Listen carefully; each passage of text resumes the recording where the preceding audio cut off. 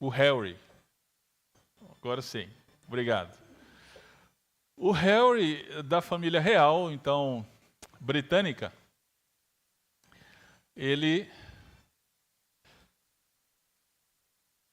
Aí... Obrigado. Ele é uma figura polêmica, né? Ele, aqui e acolá, ele está envolvido em polêmica, né? Ele se envolveu, inclusive, com o uso de drogas, de álcool, isso no passado, né? A imagem que ele tem, inclusive, dos funcionários do palácio, que é que ele é arrogante, petulante, né? E mal-humorado, vive mal-humorado, né? O casamento dele com Megan Fox, ela não é a Fox, né? É Megan. Isso. Ela teve problemas em relação ao casamento, né? Ele chegou a acusar a própria família de racismo, por não ser favorável ao casamento com ela, por ela ser filha do pai negro e a mãe branca, né? Mas ao que indica, pelo menos a gente sabe dessas coisas através da mídia, né? Então, ao que tudo indica, a questão é que ela era uma atriz de Hollywood e não tinha uma vida assim tão benquista pela família real, né? Eles recentemente gravaram uma série documental em que nessa série eles colocam abertamente várias situações da própria família e então expondo a família para a mídia, assim abertamente, né? E aí recentemente eles chegaram a abandonar a família na Inglaterra para ir morar nos Estados Unidos. Por que eu estou falando isso? Porque hoje nós vamos ver que nós somos também membros de uma família real. Mas não de uma família qualquer. Nós somos membros da família real. A família de Deus. E como nós procedemos como membros da família real? Ao que nós entendemos via mídia, ao que indica, parece que o Harry ele não se comporta de maneira digna da sua família. E nós? É exatamente isso que nós vamos ver em Efésios capítulo 4. Estamos expondo o livro de Efésios e chegamos à metade da carta aos Efésios. A carta de Paulo aos Efésios. Na primeira metade, é o capítulo 1 até o capítulo 3, a segunda metade, capítulo 4 até o 6. Na primeira metade, o apóstolo Paulo ele vai explicar aos Efésios as bênçãos do Senhor para com os crentes, tanto gentios quanto judeus. Aqueles que recebem a Cristo como seu Senhor, eles são abençoados com toda sorte de bênçãos espirituais nas regiões celestes em Cristo Jesus. No capítulo 2, Paulo ele especifica essa bênção. Ele diz que estávamos mortos em nossos delitos e pecados, portanto, não fomos nós que fomos a Deus, mas Ele que veio a nós e nos deu vida. E isso por conta da sua graça e por conta da sua misericórdia, exclusivamente por conta da sua graça e da sua misericórdia. É por isso então que no capítulo 3, Paulo vai dizer que o mistério já nos foi revelado. Que mistério é esse? Cristo Jesus veio para redimir tanto judeus quanto gentios. E nós, gentios, fazemos com os judeus, crentes no Senhor Jesus, o mesmo povo, compomos o mesmo povo. E aí então, no final do capítulo 3, Paulo ora aos Efésios. Lembra então da nossa última pregação?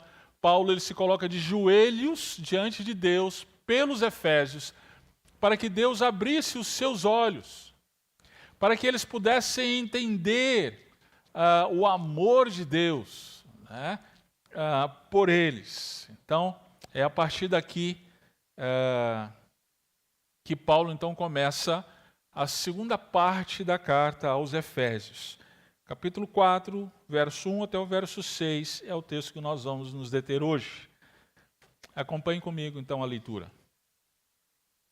Portanto, eu, prisioneiro no Senhor, peço-vos que andeis de modo digno para com o chamado que recebestes, com toda humildade e mansidão, com paciência, suportando-vos uns aos outros em amor, procurando cuidadosamente manter a unidade do Espírito no vínculo da paz. Há um só corpo e um só Espírito, como também fostes chamados em uma só esperança do vosso chamado. Há um só Senhor, uma só fé, um só batismo, um só Deus e Pai de todos, que é sobre todos, por todos e está em todos. Amém.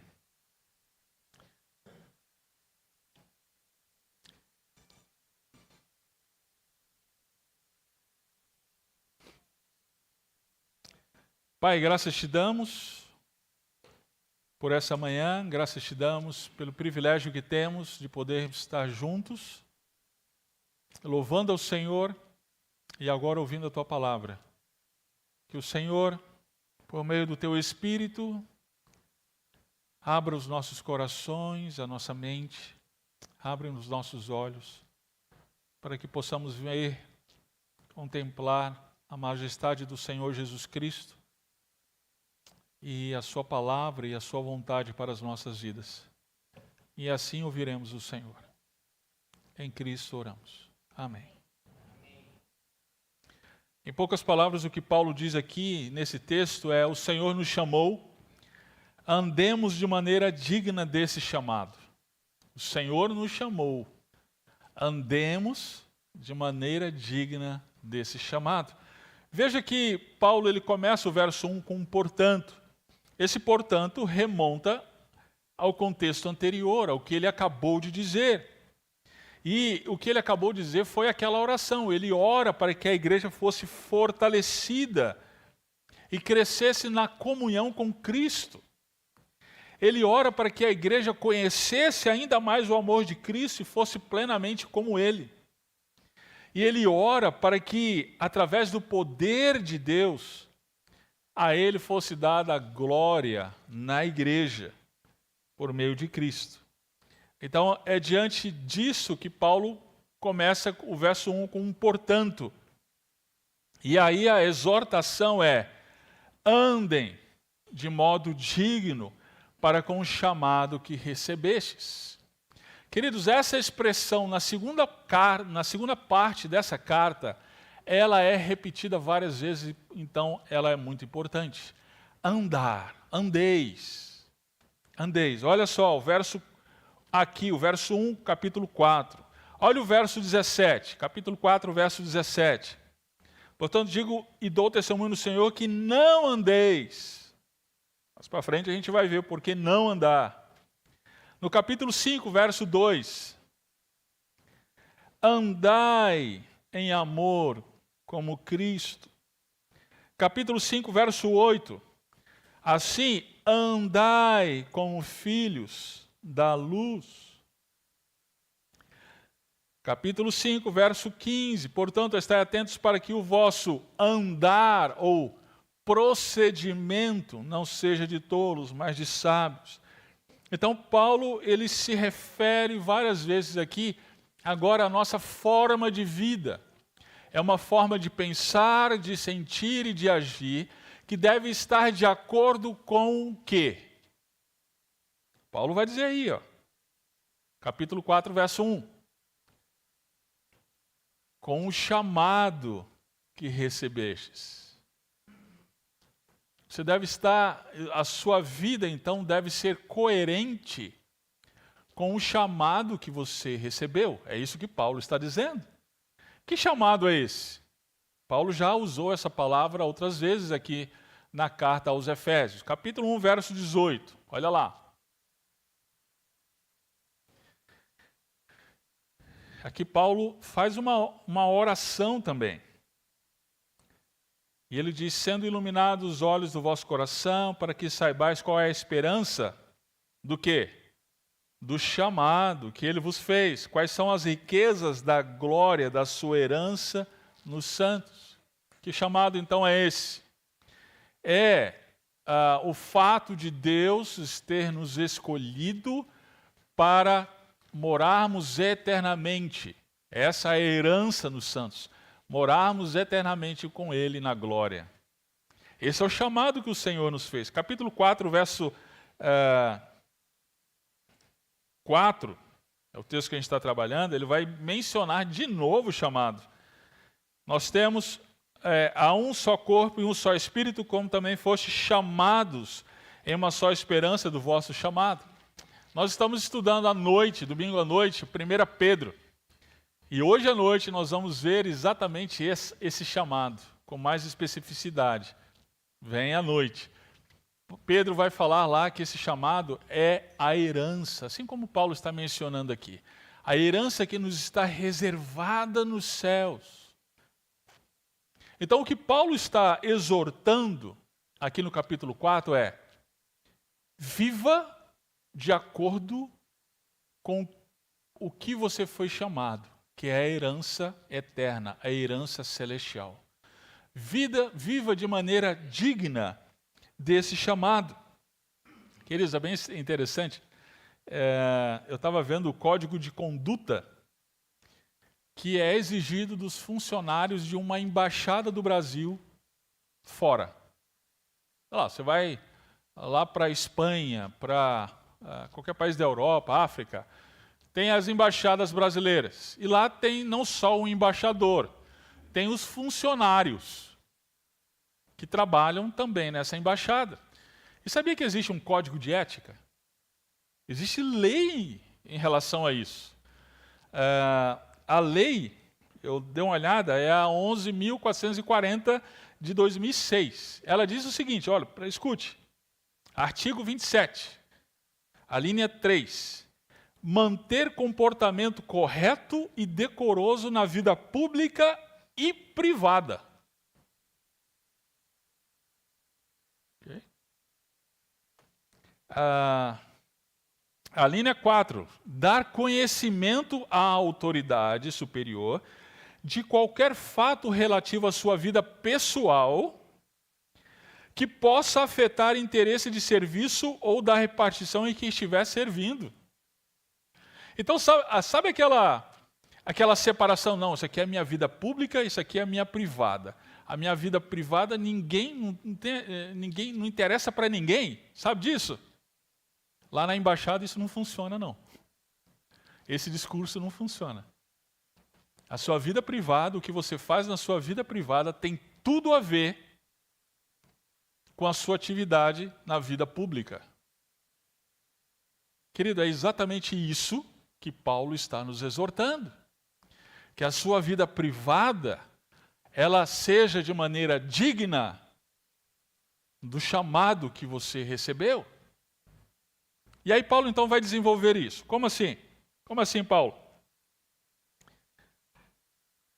Vamos lá, o Senhor nos chamou, andemos de maneira digna desse chamado.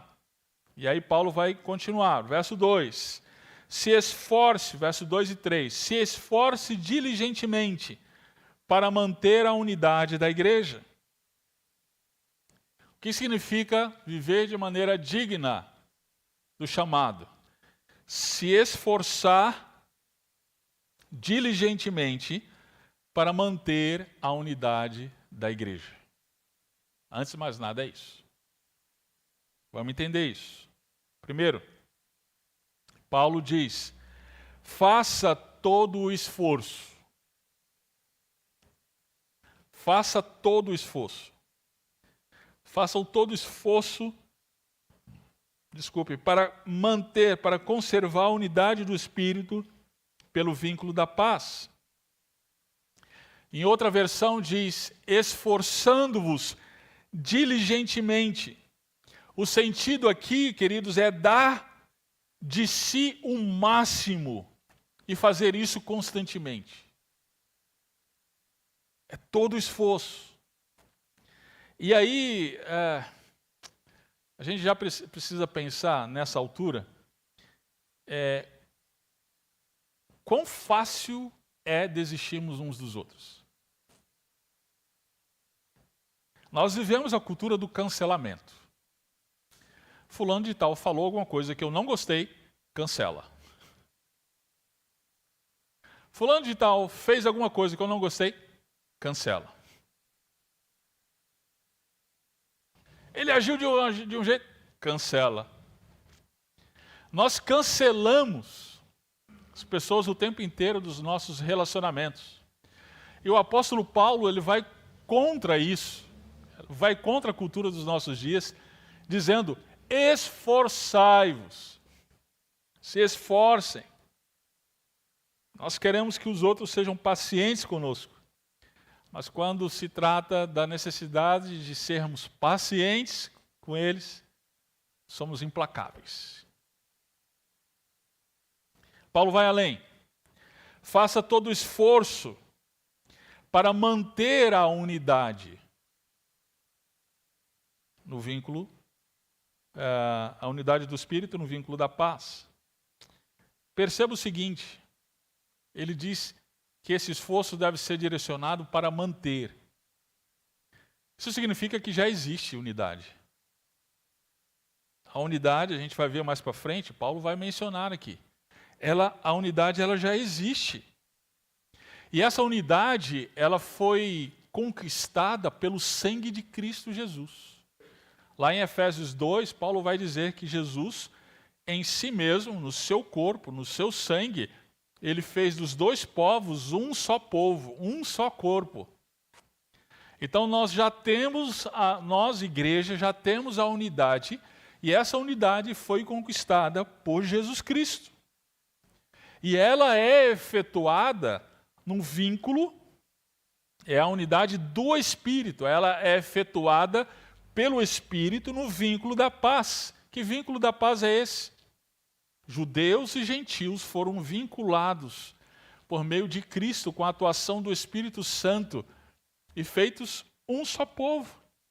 Então a nossa tarefa qual que é? Não é criar unidade, é manter a unidade. Nós devemos nos esforçar, então, para que essa unidade conquistada por Cristo, por meio do Espírito Santo, no vínculo da paz, ela seja mantida. Esse deve ser o nosso esforço. Agora, como que isso é feito? Paulo vai responder. Olha aí, o verso 2 ainda. Ele vai trazer aqui atitudes que devem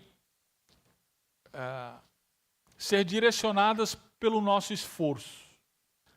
Nós devemos, em outras palavras, nos esforçar por meio de atitudes. Não adianta nada a gente dizer assim, eu me esforço, mas está de braço cruzado. Eu lembro do Mateus. Mateus, quando começou a jogar futebol, eu o matriculei no futsal. Ele tinha 5, 6 anos de idade, pirralhinho. Né? E aí era um problema, gente, porque ele se sentia o maior craque de bola, né, do mundo. Mas era perna de pau. Não conta isso para ele não, senão ele vai desanimar. Mas o que ele fazia era, ele embrulhava o braço dele debaixo da camisa e ficava no meio da quadra. Então o time dele passava, quando passava, aí que ele ia. Aí quando o time dele vinha de volta, aí que ele voltava. Mas sempre naquele círculo do meio da quadra. E eu falei várias vezes, filho, corre, se esforça. E ele falava, pai, eu estou me esforçando. Às vezes a gente faz isso, a gente diz, meu irmão, se esforce. O irmão está, pastor, mas eu estou me esforçando. Tem que ser com atitudes. E que atitudes são essas? Está aqui. Paulo vai dizer, primeiro, humildade. Atitude de humildade expressa o esforço para mantermos a unidade.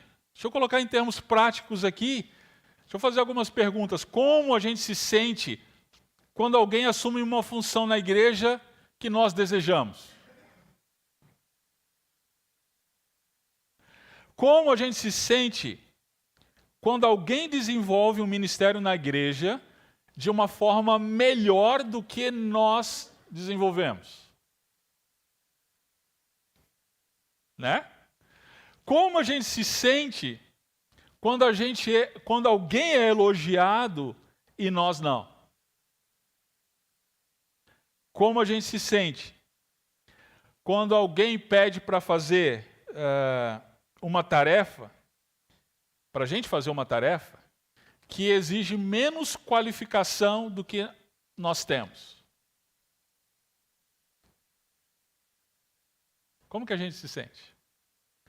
Como a gente se sente quando o líder do ministério específico faz uma convocação para mutirão, né? O que a gente se sente? O que a gente pensa? Será que a gente pensa assim, ele é o líder, ele se vira. Quando eu for o líder, eu faço a convocação, aí eu vou.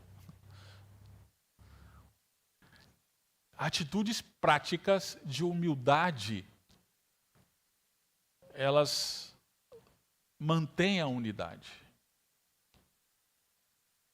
Humildade. Depois Paulo vai dizer mansidão. Fazer novamente perguntas aí para a gente. O que você faz quando você é fechado lá no trânsito? Você fala assim, Deus te abençoe, meu filho. É assim, não?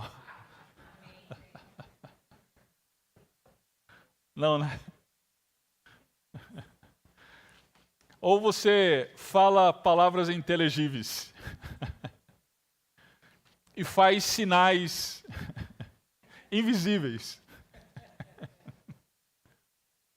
Às vezes a gente procede dessa mesma forma nos nossos relacionamentos.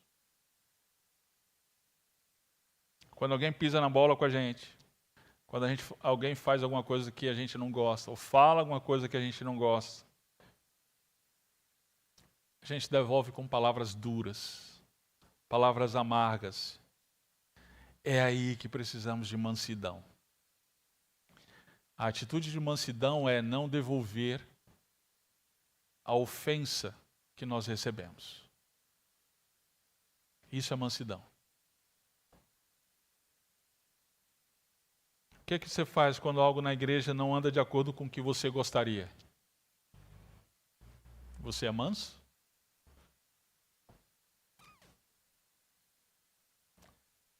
A humildade e a mansidão, elas são esforços necessários para mantermos a unidade.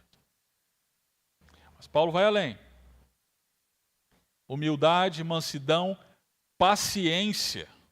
Talvez na sua versão esteja longanimidade. A palavra já é longa exatamente para isso. Longanimidade. A própria palavra, ela já implica em paciência. Como nós precisamos de paciência no relacionamento uns com os outros. Nós somos a geração fast food, nós queremos a coisa rápido, para hoje. Né? Eu vejo algumas mensagens que eu recebo, os irmãos mandam umas mensagens para mim no WhatsApp, que ai de mim se eu não responder na mesma hora. Isso não acontece aqui na igreja não, né? É só na igreja que eu cresci, lá em Barbacena. Se eu não responder, o pastor é desatento, o pastor é insensível, o pastor é, sei lá, muitas coisas. Né? Nós não temos paciência uns com os outros. Nós não conseguimos esperar pelo tempo do outro. Nós queremos agora, já e do jeito que a gente quer. Acontece que a paciência é o esforço também para manter a unidade na igreja. Depois Paulo vai dizer, suportando-vos uns aos outros em amor. Aqui eu preciso explicar o seguinte. Essa palavra suporte, para alguns, significa dar suporte para o irmão nas suas fragilidades. Eu respeito essa posição, mas eu não concordo com ela. Eu não acho que é isso. Por que eu acho que não é isso? Quando a gente tem dúvida em relação ao sentido de uma palavra nas Escrituras, aí vai uma dica hermenêutica. Você precisa consultar o contexto mais próximo. Se o contexto mais próximo não favorece, você precisa consultar o mesmo escrito, ou, no caso, a mesma carta que você está estudando. Se a carta não tem essa palavra, você tem que consultar as cartas do mesmo autor, e é exatamente isso que eu fiz. 1 Coríntios capítulo 4, verso 12, diz assim, cansamo-nos, trabalhando com as próprias mãos, quando somos ofendidos, bem dizendo, quando perseguidos, suportamos. O sentido aqui é o quê? De aguentar, tolerar. 2 Tessalonicenses capítulo 1, verso 4. Em razão disso, nós mesmos nos orgulhamos de vós diante das igrejas de Deus, por causa da vossa perseverança e fé, em todas as perseguições e aflições que suportais. É a mesma palavra. 2 Timóteo 4:3. Porque chegará o tempo em que não suportarão a sã doutrina, mas desejando muito ouvir coisas agradáveis, ajuntarão para si mestres segundo seus próprios desejos. Então perceba, em todos esses contextos, o sentido é de estar disposto a sofrer o dano em manter, para manter. Então, quando Paulo diz, suportai-vos uns aos outros, ele está dizendo, esteja disposto a sofrer o dano em manter o relacionamento com o outro. Irmãos, isso não é possível se não for pelo amor. É por isso que Paulo diz, suportando-vos uns aos outros em amor. Então é estar disposto a sofrer o dano em continuar o relacionamento com o outro. E isso só é possível por meio do amor, o amor de Deus revelado em Cristo Jesus por nós, que nós então compartilhamos com os nossos semelhantes. O normal é cancelarmos todo e qualquer relacionamento que nos traz desconforto. O normal é nos aproximarmos de pessoas de acordo com as nossas afinidades, é ou não é? Você gosta de filme? Eu também gosto. Você gosta de esporte? Eu também gosto. Você tem 48 anos? Eu também. Você gosta de pizza? Eu também gosto.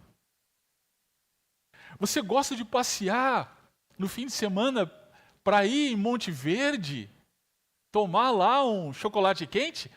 Puxa vida, eu também. Abraça aqui, meu amigão. Mas com as pessoas que nós não temos afinidade, pessoas que gostam de coisas diferentes, que pensam diferente e que temos as nossas diferenças, aí não. Aí não dá. E mesmo com aqueles que temos as nossas afinidades, mesmo com esses, nós cancelamos. Gosta do que eu gosto, mas se você pisar na bola comigo, tem até algumas pessoas que dizem, comigo basta pisar na bola uma vez. É ou não é? O que Paulo está dizendo é não. se esforce para manter a unidade. E esse esforço tem que ser com humildade, mansidão, paciência e estando disposto a sofrer o dano em relacionar-se com o outro, e isso por conta do amor. Queridos, por causa de Cristo e por causa do amor de Cristo, nós precisamos estar dispostos a nos relacionar uns com os outros, mesmo quando a gente considera aquele irmão chato.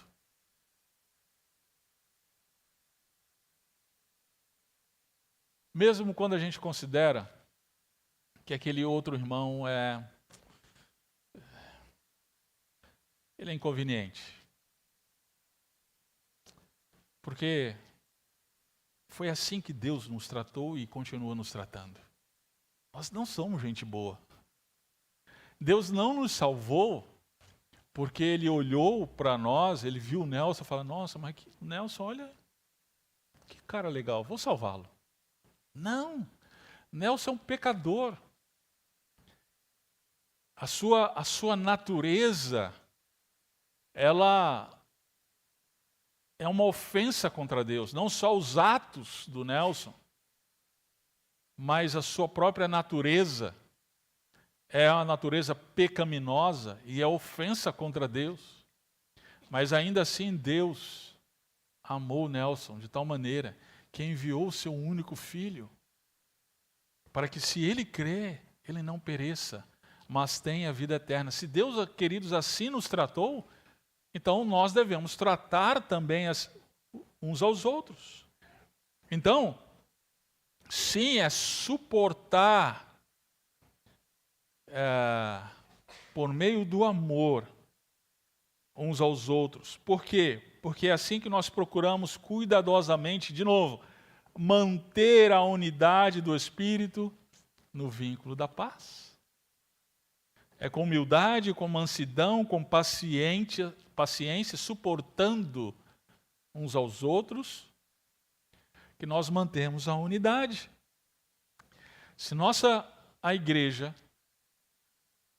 ela é marcada por divisões, por brigas, por dissensões, por discussões, nós precisamos pensar se nós estamos vivendo de modo digno do chamado que nós fomos, que Deus nos fez. A nossa igreja ela tem várias décadas. E a primeira coisa que eu fiz quando eu assumi o pastorado desta igreja foi ler as atas. Você já leu as atas antigas da igreja? Pedi para a nossa secretária, Raquel, mandar para mim. Ela teve um trabalhão, né, de digitalizar e mandar as atas para mim. Irmãos, eu fiquei de cabelo em pé. O pouco que me resta. Divisões, brigas, discussões na nossa igreja. Coisas escandalosas. Em que Paulo então diria para nós, vocês não estão vivendo de maneira digna do chamado de vocês. Graças a Deus que esse tempo ficou no passado. Não vi nenhum glória a Deus. Vou dizer de novo. Graças a Deus que esse tempo ficou no passado. Agora sim. Vivemos um outro tempo, uma outra época. Nós temos desfrutado de paz na nossa igreja. Nós temos desfrutado de alegria, nós temos alegria nas nossas reuniões. Nós nos alegramos em estar uns com os outros. Nós fazemos o nosso cafezinho no intervalo, que o pastor fala 15 minutos, a turma quer ficar lá meia hora. E não é por causa do café, não. É para conversar, é para desfrutar da comunhão, e eu nem fico bravo com isso, porque é exatamente isso que nós almejamos, que Deus almeja para a igreja. Acontece que, para isso ser mantido, nós precisamos nos esforçar, é suar a camisa mesmo. Não é? Com o quê? Humildade, mansidão, paciência e suportando uns aos outros. Por quê? E aí vem o verso 4 até o verso 6. Nós precisamos ter em vista que a unidade, ela é uma realidade da igreja. É o que Paulo vai dizer aqui. Por que a comunhão deve ser mantida diligentemente? Porque a comunhão é uma realidade da igreja. Porque ela faz parte da natureza da igreja. Você já foi no Museu do Ipiranga? Professora de História. Já deve ter levado sua turma. Eu levei minha turma na época que eu dava aula. Eu levei várias turmas lá no Museu do Ipiranga. É uma coisa de louco. É a coisa mais linda desse mundo. Se você puder, vá, né, professora? E já está reaberto? Já foi, né? Olha só. Ah, não, eu preciso ir lá. Então vamos junto.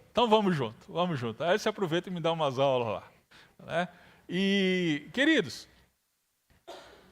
é majestoso o palácio. É lindo. E em uma dessas ocasiões, eu levei a minha turma, as minhas turmas, da escola. Eu ficava indignado. A primeira vez que eu fui, eu me arrependi profundamente e prometi para mim mesmo, nunca mais eu trago ninguém aqui. Sabe por quê? Porque a meninada jogava papel no chão, né? Tava nem aí, mexia nas coisas, tava uma placa bem grande, não toque, queria mexer nas coisas, e eu ficava desesperado, menino, não faz isso. Né? Paulo aqui, ele está lembrando para a gente, haja de maneira digna, porque você, meu querido, você vive na realeza. A igreja é o palácio de Deus. Olha o que ele vai dizer aqui. Ele faz questão de repetir: um corpo, um espírito, uma só esperança, um só Senhor, uma só fé, um só batismo, um só Deus, que é Pai de todos, sobre todos, age por meio de todos e está em todos. Olha que majestade, olha que beleza é a igreja do Senhor Jesus Cristo. E como nós maculamos essa beleza quando nós queremos impor as nossas vontades. Quando nós não agimos de maneira humilde. Quando nós não somos mansos, não temos paciência e não estamos dispostos a suportar uns aos outros. Queridos, como nós podemos nos atrever a macular essa unidade, essa beleza da igreja? Como nós podemos nos atrever a fazer parte de divisões, de grupos descontentes com a igreja?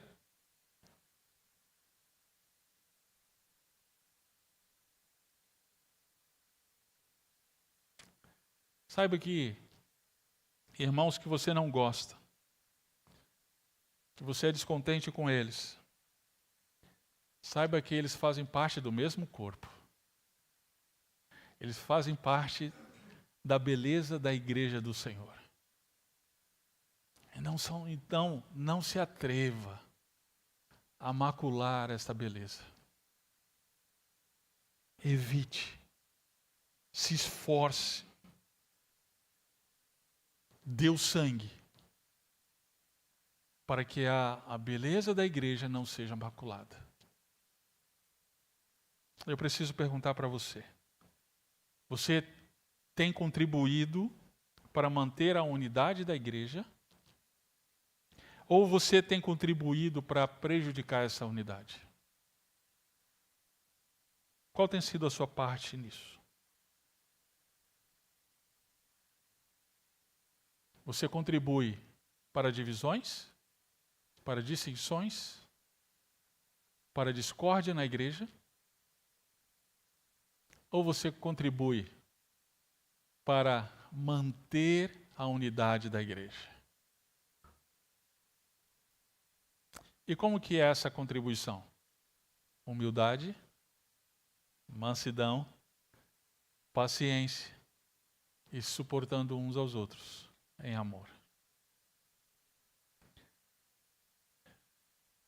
Orem nesse momento. Peça que Deus, em sua infinita graça, por meio de Jesus Cristo, te ajude nesse esforço. Eu não consigo, você não consegue, com as suas próprias forças. Se esforce com a força do Senhor. Se esforce com a força de Jesus Cristo. Peça a Ele, Senhor, me dá paciência. Senhor, me ensina a humildade. Me ensina a mansidão. Me ensina a não devolver esse irmão. Esse irmão acabou de falar uma coisa que me ofendeu profundamente. Senhor, me ajuda a não devolver com a mesma moeda. Me ajuda a ter paciência, controle, domínio próprio e buscar uma ocasião para conversar com esse irmão, não conversar com terceiros. Conversar com esse irmão com amor. Com amor, não adianta lá nada despejar, mas com amor. E assim se esforçar para manter a unidade na igreja. Você está disposto? A irmã Gaia está disposta. Opa, tem mais um irmão. Eu vou perguntar de novo. Você está disposto? Amém. Temos vários irmãos dispostos a se esforçar, por meio da graça, a mantermos a unidade no vínculo da paz. Vamos orar. Pai, graças te damos, porque fazemos parte da família real. Fazemos parte da família de Deus, do Senhor Jesus Cristo, do nosso grande Rei. Muito obrigado, Pai. Mas, Senhor, em muitas ocasiões, nós contribuímos para a mácula desta família, para divisões e brigas, e por conta de atitudes nossas. E por isso, Senhor, pedimos perdão. Perdoe-nos, Pai. E rogamos que o Teu Espírito nos ajude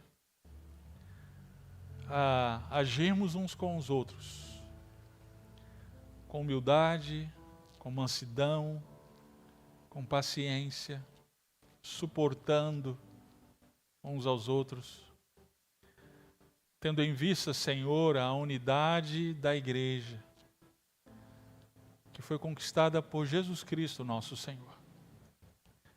Pai, que jamais venhamos a